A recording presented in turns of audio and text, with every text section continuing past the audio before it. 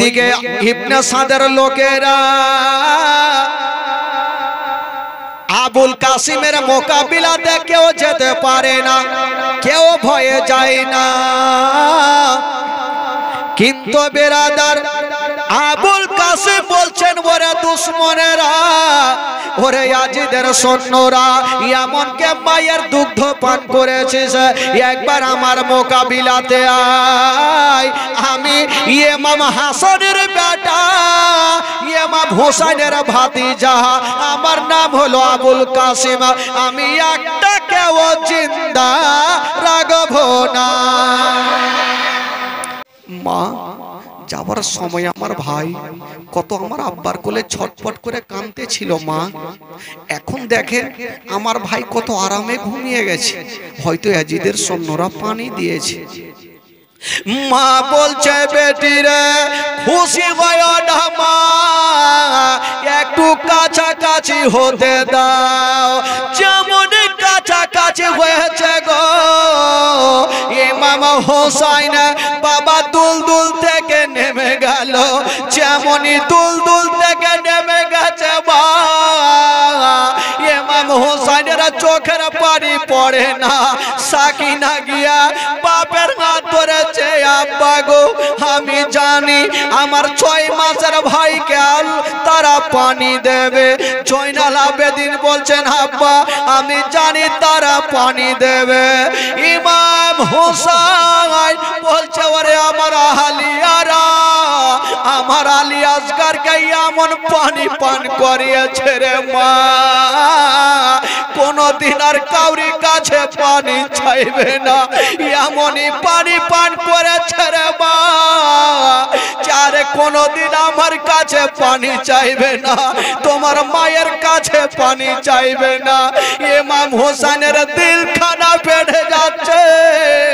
বিবি বলছেন, স্বামী গো, হো গো আমার মাথার তাজ, একবার আমার লাডলা দুলারাকে একবার আমার কোলে দিয়ে দেন, একবার গালে মুখে চুমা দিব। বাবা গো ইমাম হোসেন যেমনই বেটাকে নিয়া যেমনই বিবির কোলে দিতে গেছে, সঙ্গে সঙ্গে চেহারাতে যে গামছাখানা দেওয়া ছিল ওই গামছাখানা সরে গেল, আর মায়ের নজর খানা বেটার হুলকুমে পড়ে গেল। মার হুলকুম, মায়ের চেহারা খানা যেন বাবা গো বেটার হুলকুমে পড়ে গেছে। যেমনই হুলকুমে পড়তেন আলী আসগরের বাবা গলা দিয়ে টস টস করে রক্ত ঝরছে। মার দাঁড়িয়ে থাকতে পারলেন না, জমিনে পড়ে গেল। ওই দিকে সাকিনা দেখেছেন, সাকিনা মাটিতে গড়াগড়ি দেয়, জয়নাল আবেদিন মাটিতে গড়াগড়ি দেয়, আবুল কাসিম গড়াগড়ি দেয়, সবাই চারে চার হয়ে কাঁদতে লাগলো।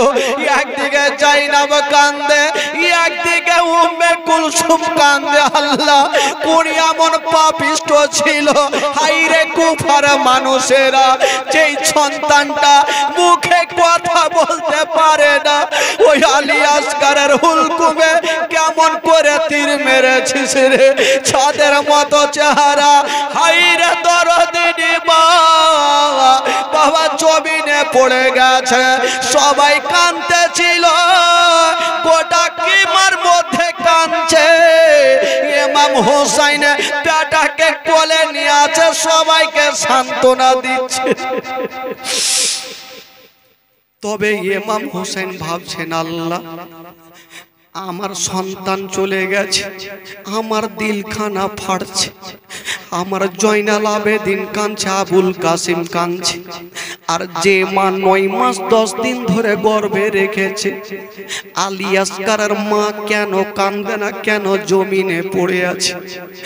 ইমাম হোসেন বিবিকে লড়াচ্ছে, বিবি আছে গো, কিন্তু বিবি দাঁতি লেগে গেছে।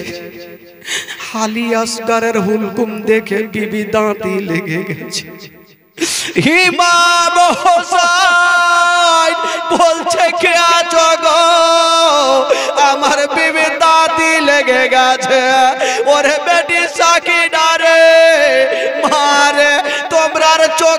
পানি ফেলিও না, তোমরা কান্দিও না। কাকে সান্ত্বনা দেবে রে বাবা? 7 বছরের বেটি গোড়া গড়ি একদিকে দিতেছে, জাইনাব কাঁদছে, সোহার বানু কাঁদছে, সবাই যেন ডুগরে ডুগরে কাঁদছে রে বাবা।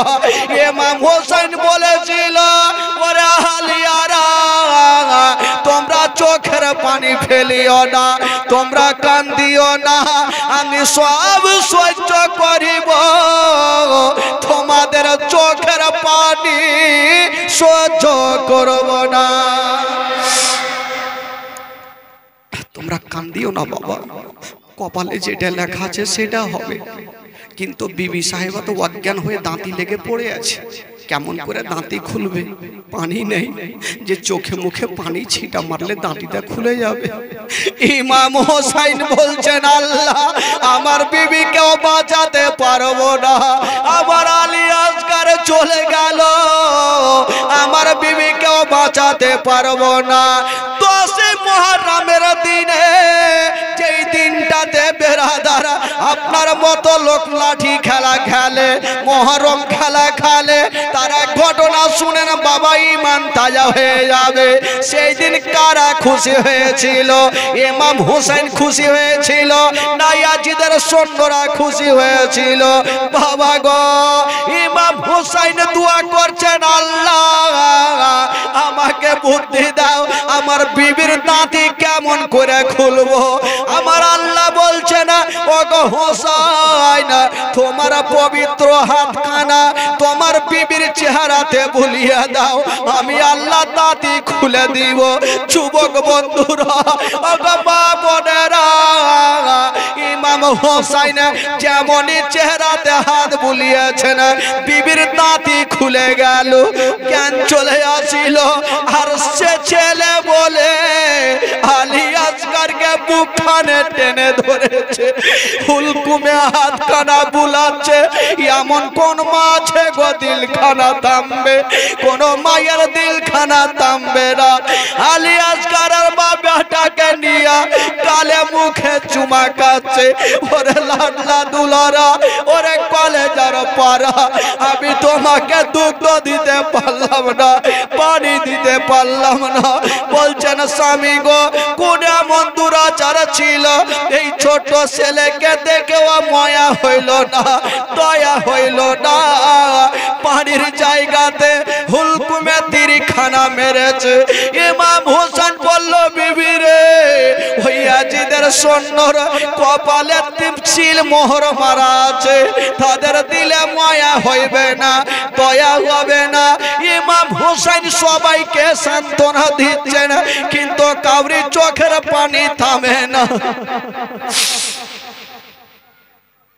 সাকিনা 7 বছরের কাঁদতে কাঁদতে চলে আসলো, আব্বা আব্বা গো, আব্বা আমার ভাইকে একবার আমাকে কোলে দেন আব্বা, একবার আমি ভাইকে অন্তর ভরে দেখব।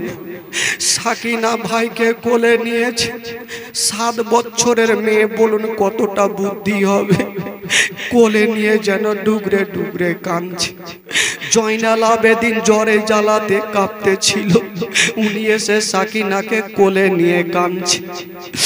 ইমাম হোসেন ভাবছেন, আল্লাহ আলী আসগার যদি থাকে তবে সবারই চোখের পানি থামবে না, কাউকে সান্ত্বনা দিতে পারবো না।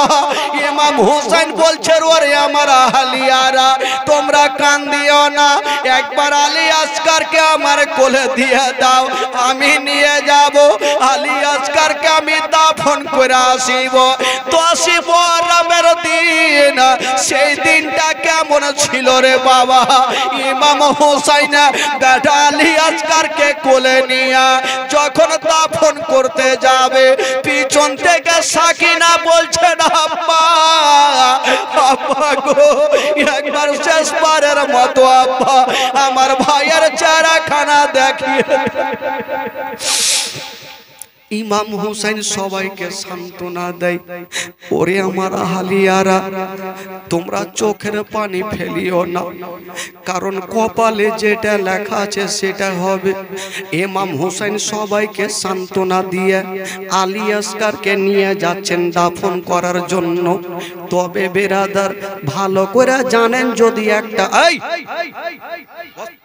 কথা বলবে না, ভালো করে জানেন, যদি বাড়িতে একটা সন্তান বা কেউ মারা যায়, সেই বাড়ির হাসি খুশিটা উঠে যায়।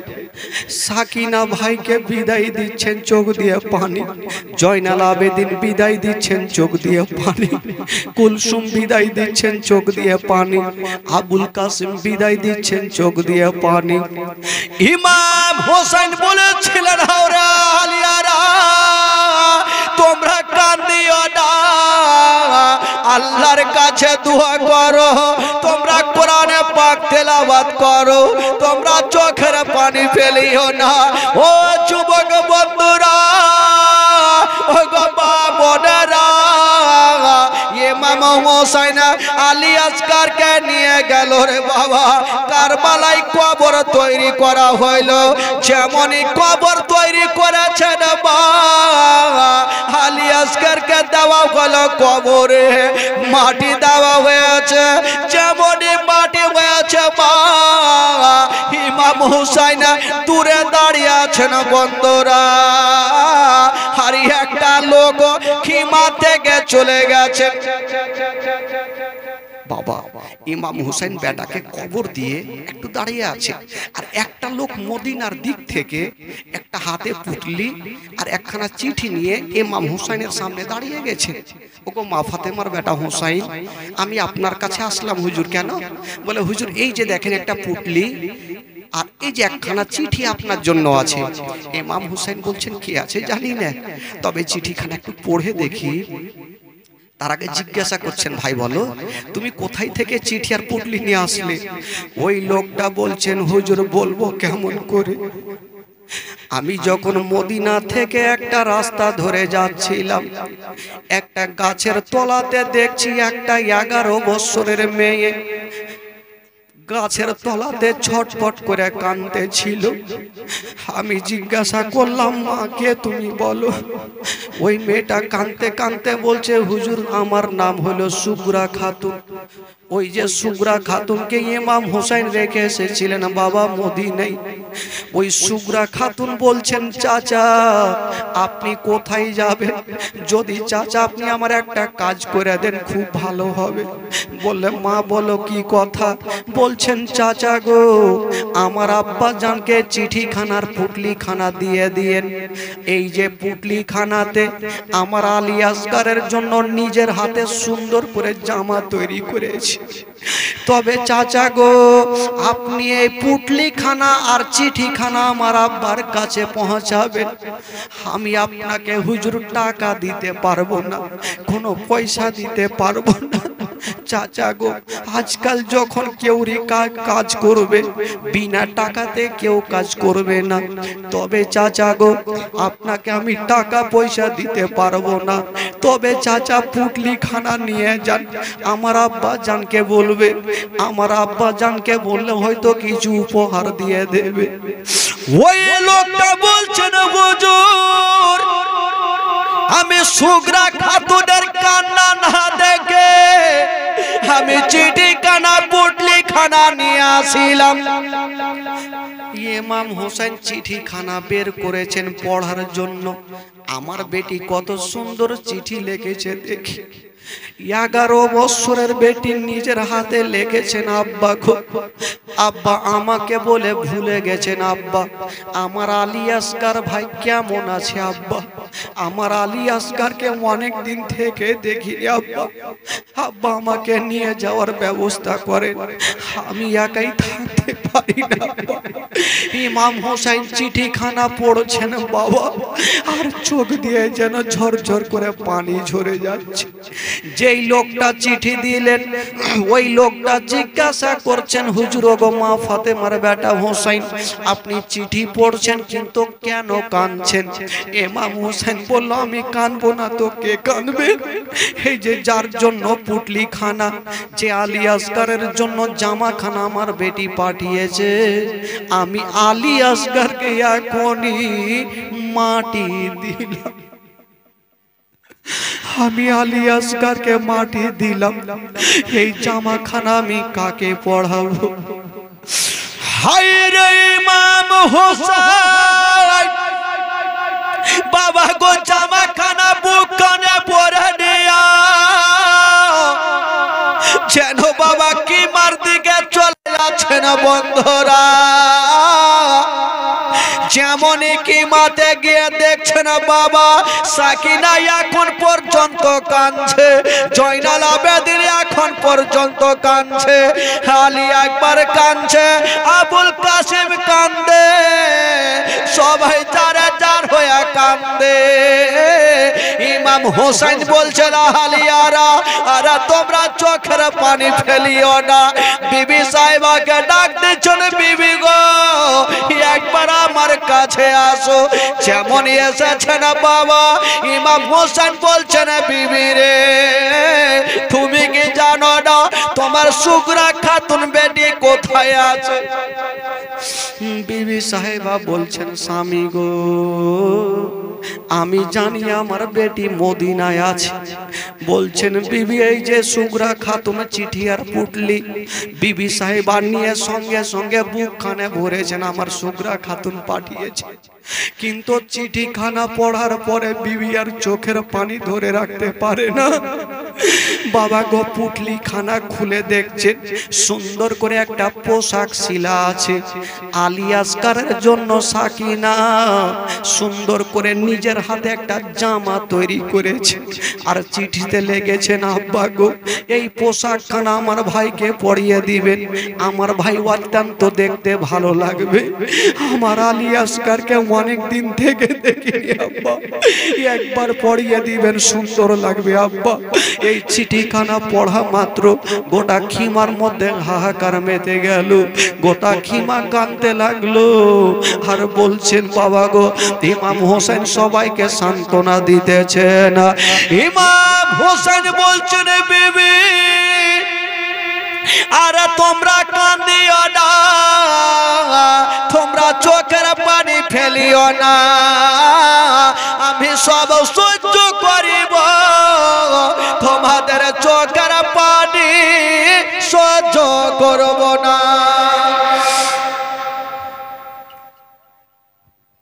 বিবি সাহেবা তোমরা কান্দিও না, কারণ কপালে যেটা লেখা আছে সেটা হবে। আলী আসগর দুনিয়া থেকে বিদায় নিয়ে চলে গেলেন। হাজার হইল মা সন্তানকে যদি হারিয়ে দেয় মার মনটা ঠিক থাকবে ভাই? মা কাঁদছে, ওদিকে ভাই কাঁদছে, সবাই কাঁদছে, খিমার মধ্যে মনে হচ্ছে কাউরি আর ভালো লাগে না। ইমাম হোসেন সবাইকে সান্ত্বনা দিয়েছিল যে তোমরা যদি কান্দো তবে ইয়াজিদের সৈন্যরা কত ঠাট্টা করবে, ইয়াজিদের সৈন্যরা কত হাসবে, না তোমরা কান্দিও না। তবে ইমাম হোসেন চিৎকার করে বলেছিল আমি হলাম মা ফাতেমার সন্তান, আমি হলাম শেরে খোদার জিগারের পাড়া, আজকে একটা আলী আসগর কেন, যদি হাজার হাজার আলী আসগরকে আমি কুরবান করে দিই তবুও রাজি, আমি ইয়াজিদের হাতে হাত দিয়ে মুরিদ হব না। জোরে বলুন বাবা গো। ভাই আমার কি আপনাদের জায়গা শর্ট হচ্ছে নাকি? কোনটা বসতে দিব রে ভাই? আমি জানি আজকে জায়গা ভালোই লাগবে। এদিকে আর কোনটা বসবে? খালা অর্ধেকটা বাড়ি চলে যান,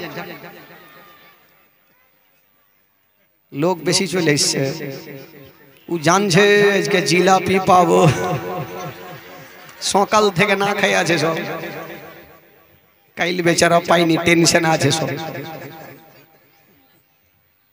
হ্যাঁ একটু আপনারা সেটে সেটে বসলে একটু ভাইদেরকেও জায়গা হবে। আর কাঁড়ি নিয়ে এসে দেন, হলে ওখানেই বসুক, কাঁড়ি নিয়ে এসে দেন, সবাইকে বসতে দেন, রাস্তাতে বসুক না, আজকে কোনো সমস্যা নেই। কালকে অনেক জায়গা হবে, কালকে এলোমেলো জায়গা ঘুমা হয়ে যাবে, আজকে একটু কষ্ট করেন ভাই। বাবাজি আমার ভাই যারা দাঁড়িয়ে আছেন একটু বসে যান ভাই, ওখানে বসে যান। কাঁড়ি নিয়ে এসে কমিটি দিবে। আমার মা বহিনেরাকে বলবো যে কমিটি কে আছে, মা বহিনেরাই তো আছে, গোটা গ্রামের মা বহিনেরাই কমিটি। তো ছেলেগুলাকে বলবো একটু কাঁড়ি নিয়ে এসে, না হলে চুরি করে নিয়ে এসে দিন, সবাইকে বসতে দেন, কাউকে কষ্ট দিয়েন না। কারণ আজকে জিলাপি খিলাবো, সারা রাত খিলাবো, চিন্তা নাই। বেরাদরান ইসলাম বন্ধুগণ, বাবাজি আমার ভাইরা একটু বসে যান, ঠান্ডা মাথায় বসুন, মন খুলে প্রাণ খুলে আজকে জীবনী শুনবেন। ওদিকে জায়গা হচ্ছে মা বন্ধের, চিন্তা নাই। যারা আসছেন পিছনে বসান। আসুন একবার উচ্চ স্বরে জোরে সরে দুরূদ পাক করুন। আল্লাহুম্মা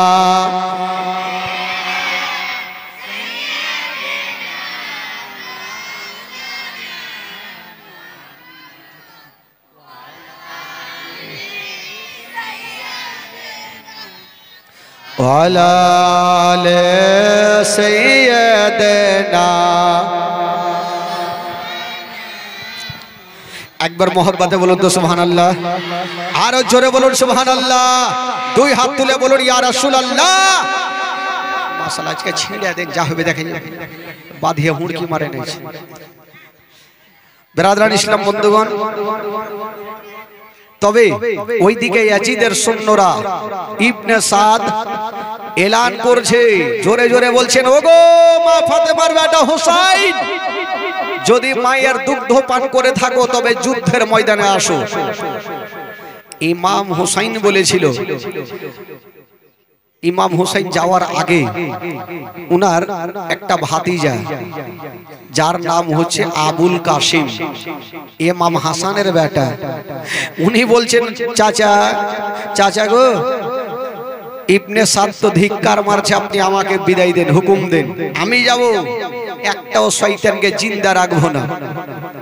তো ইমাম আবুল কাসিমের সামনে যদি 5টা লোক দাঁড়াতো তো দাঁড়িয়ে থাকতে পারতো না, এত শক্তিশালী।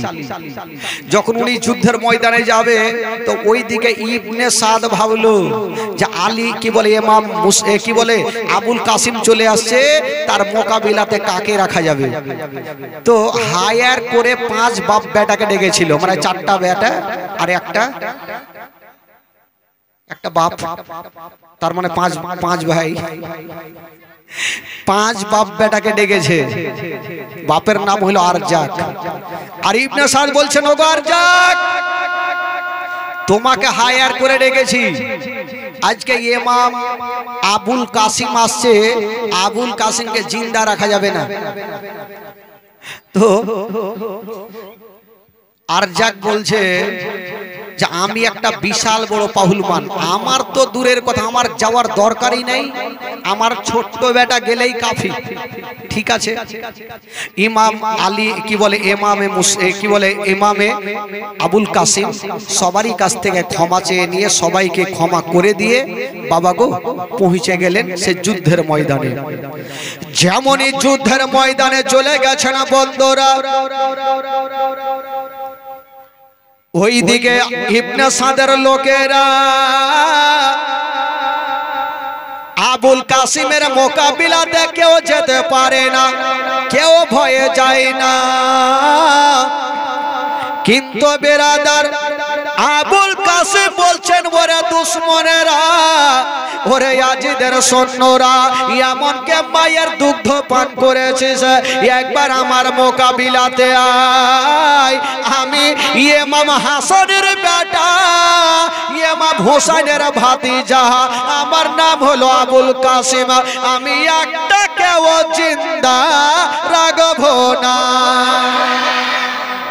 আই কে মায়ের দুগ্ধ পান করেছে, একবার আমার মোকাবিলাতে আই। তো আরজাক বলছে, ও বেটা, ইবনে সাদ আরজাককে বলছে, আরজাক যা, আর আবুল কাসিমের মাথাটা কেটে নিয়ে চলে। তো আরজাক বলছে, আমি এত বড় পাহুলমান, আর এ সামান্য আবুল কাসিমের মোকাবিলাতে আমি যাব, আমার যাওয়ার দরকার নাই। ও বেটা, ওরে আমার ছোট্ট বেটা, যা, আর আবুল কাসিমের মাথাটা কেটে নিয়ে চলে আই।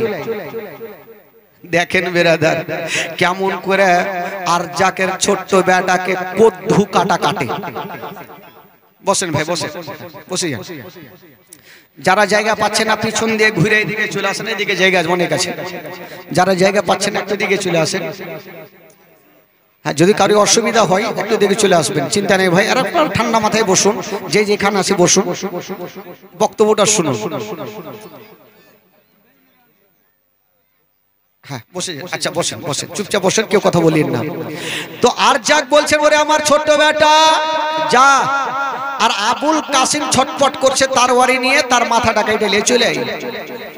তো ইবনে সাদ বলছে, ও আর যাক, তুই এটা ভাবিস না যে আবুল কাসিমের শক্তি নেই, তোর বেটাকে বাঁচিয়ে রাখ আর তুই যা, না হলে তোর বেটাকে কদ্দু কাটা কাটবে। বলছেন না আমার যাও দরকার না, আমি একটা বিশাল বড় পাহুলমান, আর আমার বেটা হয়েছে পাহুলমান, যারে বেটা যা, আর আবুল কাসিমের মাথাটাকে ঢেলে চলে আয়। ঠিক আছে আব্বা। কিন্তু আর যাকের বেটা জেদে ভয় করছে যে আব্বা আমাকে পাঠাইলে আমাকে মনে হয় কদ্দু কাটা কাটবে, ও কিন্তু যেতে চাই না, বাপের অর্ডার হয়েছে যেতেই হবে।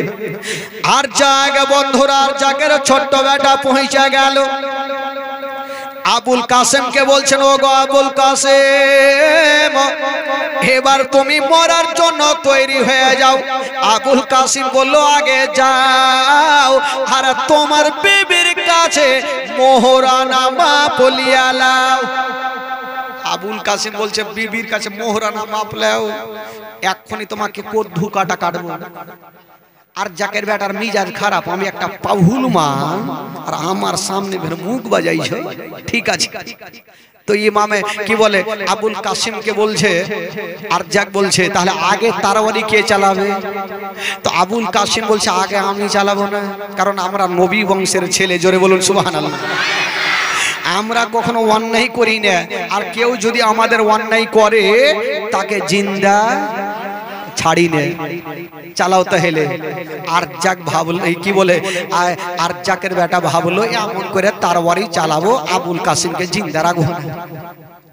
আর জাকের বেটা ওই পাহুলমান বাবা তরবারি খানা নিয়া কি বলে ওই চালিয়ে দিয়েছেন বন্ধুরা, আবুল কাসিমের দিকে চালিয়ে দিয়েছেন। যেমন চালিয়েছেন বাবা, আবুল কাসিমের হাতে ঢালখানা ছিল, ঢালে এড়ে নিল, আর ওই আর জাকের তরবারি খানা বেকার করে দিল। আর জাকের বেটা তরবারি বেকার। এবার আবুল কাসিম বলছে, এবার আমি মারবো। বলে হ্যাঁ মারে, ও জানে যে আমারা জান নেই। বাপের দিকে দেখছে, আব্বা হে শেষবারের মতন আমাকে দেখে আর আমার উপায় নেই। এই দিকে বেরাদার আবুল কাসিম বলে, এবার মরার জন্য তৈরি হয়ে যাও।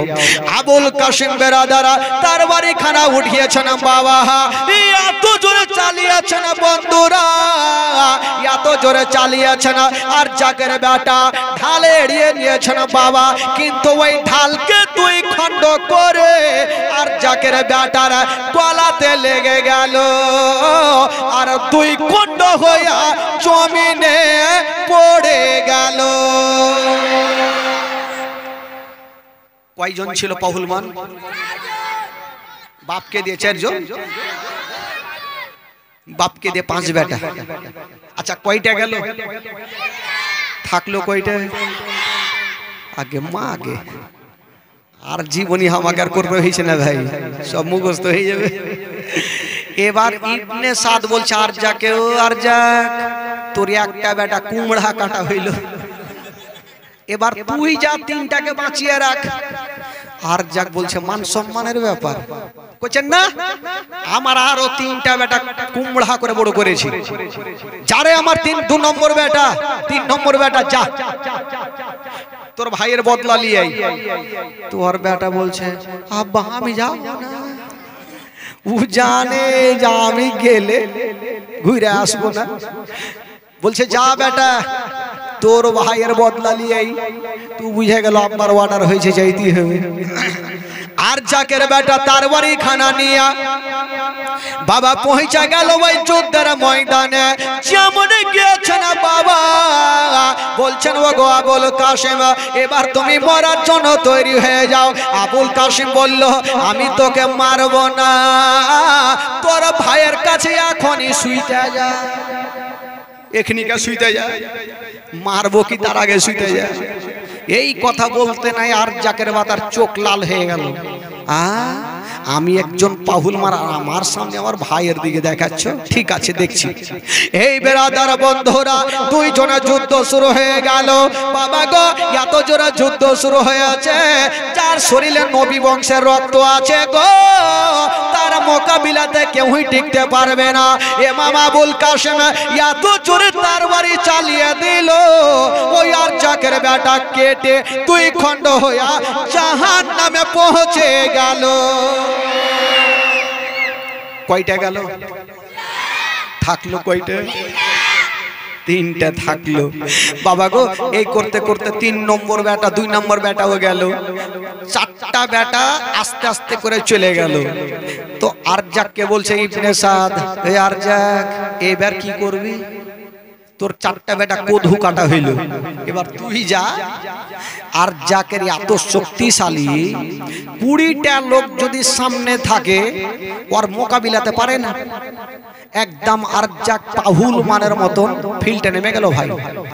আর যেমনই নেমে গেছেন বন্ধুরা, আরজাকের চুলগুলা বড় বড়, আগে গিয়া ফিল্ডে নামার পরে যুদ্ধ করে না, আগে অন্যদিকে কুদাকুদি করছে। আজকাল কিছু ফিলিয়ার থাকে না, ফিল্ডে ফুটবল যখন খেলতে যাবে তো ম্যাচ শুরু হবে 4টায়, কিন্তু 3টার সময় নামবে, এদিকে পাঁচা লাইবে, ওইদিকে মানে প্র্যাকটিস করবে, আগে খেলতে তো হবে। ও কিন্তু ঘোরাঘুরি করছে, কিছু যুবক ছেলেও থাকে চুল বড় বড়, এক জায়গাতে জীবনী করছি ভাই। তো একটা ছেলে সামনে বসে আছে, তো বকরিতে এখানে পেচ্ছাপ করতেছে, মানে এই যে চুল গালা লাল করে না। আমি বলছি, হারে বাবা, তোমার বকরি এখানে পেচ্ছাপ করতে পেয়েছে বলে মৌলানা সাহেব এটা স্টাইল। এই কোন স্টাইল আল্লাহ জানে। তো আরজাক ভাই মাথা ঝুলাইছে, মানে ফিল্ডে নামবে, আবুল কাসিমের মাথা কাটবে, মানে 4টা বেটার বদলা নিতে হবে, মাথা ঝুলাইছে। যেমনই ঝুলাচ্ছেন বন্ধুরা, এবার প্র্যাকটিস করার পর আবুল কাসিমের সামনে এসে হাজির। আবুল কাসিম, আমার 4টা বেটাকে তুমি দুনিয়া থেকে বিদায় করেছো, এবার তোমাকে বিদায় করব, মরার জন্য তৈরি হয়ে যাও। তো আবুল কাসিম দেখলেন একে যুদ্ধ করে পারা যাবে না, একে কোনো বুদ্ধি লাগিয়ে মারতে হবে, কারণ সব জিনিস শক্তিতে হয় না ভাই, কিছু বুদ্ধির প্রয়োজন থাকে। কি করে মারবো? বলে একে বুদ্ধি করব, তাহলে মারতে পারবো, না হলে পারা যাবে না। তো আরজাককে বলছেন, ও আরজাক, আচ্ছা আমি শুনেছি তোমার মতন পাহুলমান পৃথিবীতে কেউ নেই। বলে হ্যাঁ সত্যি শুনেছো। বলে আচ্ছা তুমি পাহুলমান, আজ থেকে মনে মনে লাগছে তোমাকে দেখে তোমার মতন মোটা বুদ্ধা পাহুলমান আসে নাই। আর জাকের কিন্তু মিজাজ খারাপ হয়ে গেছে যে আমি এত বড় পাহুলমান আর আমাকে মোটা বুদ্ধা বলছে। না, আবুল কাসিমকে জিন্দা রাখবো না। তো জিজ্ঞাসা করছো, আবুল কাসিম আমি যে মোটা বুদ্ধা পাহুলমান, কি রে ভাই একটু বসো, মুখ বন্ধ করে চলো।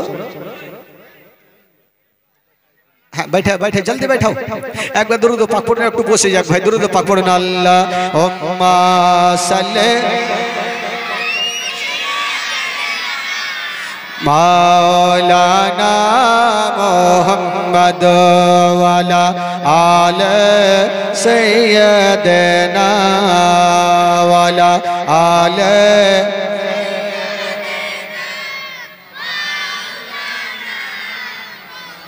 একবার মোহাব্বতে বলুন সুবহানাল্লাহ। তো আরজাক বলল, ওগো আবুল কাসিম আমি যে একজন মোটা বুদ্ধা পাহুলমান, এটা তোমাকে কে বলেছে? তো আবুল কাসিম বলল, দেখো আমি শুনেছিলাম তুমি একদম বিশাল বড় পাহুলমান, কিন্তু আজকে তোমাকে দেখে মনে লাগছে তোমার মতন মোটা বুদ্ধা পাহুলমান নাই। বলে কেমন করে? বলে যেটা তুমি মানে যে দুলদুলে চেপেছো ওই ঘোড়ার জেরাটা তুমি উল্টা করে লাগিয়েছো, তো তুমি ফের বলছো পাহুলমান।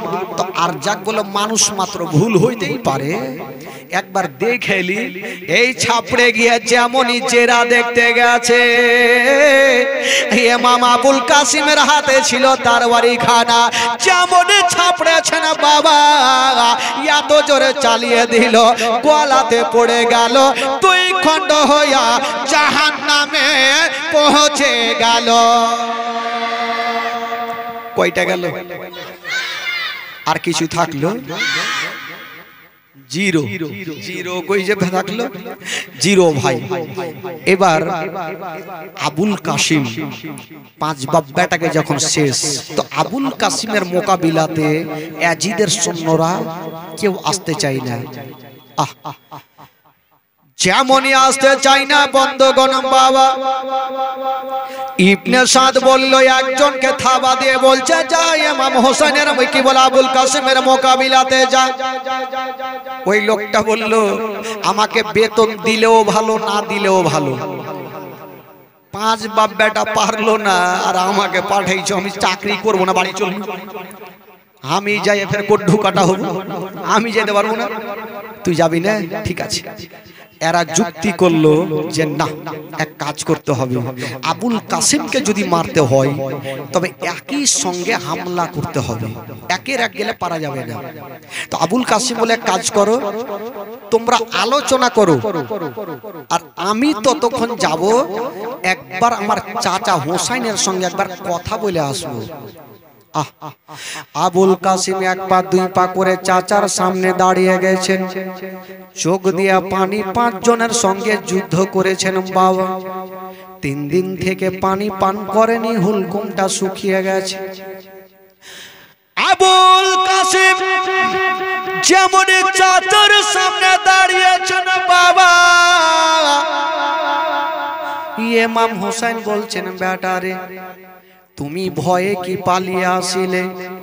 আবুল কাসিম বলছেন চাচা গো আমি ভয়ে পালিয়ে আসি না চাচা, আমি 5 জনকে কতল করে এসেছি। তবে চাচা গো আমি এসেছি শুধু একটাই কারণে। কি কারণ বেটা? বলছেন চাচা গো আমার তো আব্বা জান দুনিয়াতে বেঁচে নাই চাচা, 10ই মুহররমের দিনে বাবা গো তারা কি বিয়ে বাড়ি ভোজ খাওয়ার জন্য বিদায় চাইতেছিল না, ইসলামকে বাঁচার জন্য তারা একের পর এক যুদ্ধের ময়দানে শহীদ হতে যাচ্ছেন বাবা। ওই আবুল কাসিম বলেছিলেন চাচা গো, ও গো চাচা,